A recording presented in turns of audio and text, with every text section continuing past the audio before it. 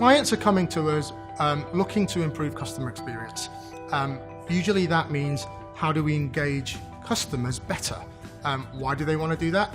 They want to retain the ones they have and offer a service that's at least as good as their competitors, if not better. They want to win new customers, and ultimately they want to achieve cost reduction and efficiency. Clients looking to improve customer experience typically do design thinking workshops. They might have teams looking at customer journeys, and that's all good stuff to do. The problem is they tend to focus on front-end issues or even front office issues, forgetting the middle office and the back office. And the danger of that is, no matter how great your customer experience vision is, you won't actually achieve it because your operating models, your legacy systems just aren't ready for it.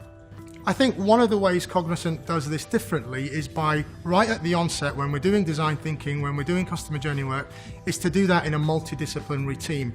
What do I mean by that? I mean, have the creatives in there, but also have the product owners from the client side, have SMEs that understand the technology from both Cognizant and from the client, and put together that robust team that really understands the problem and how they could solution it. Working in this way allows us to clearly identify the capabilities we need to achieve the customer visions and the customer journey that come out of design thinking. It allows us to clearly articulate what we have compared to what we need in terms of technology and platforms. And also it allows us to put together a business case, which is what we're going to need to get the investment to do the transformation. We're currently working with a client that came to us with what they thought was a simple customer experience problem. Things weren't working very well on their front end.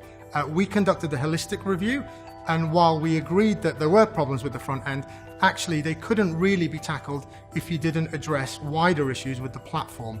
We've put together a roadmap that addresses UI fixes, as well as migrates their platform to cloud services.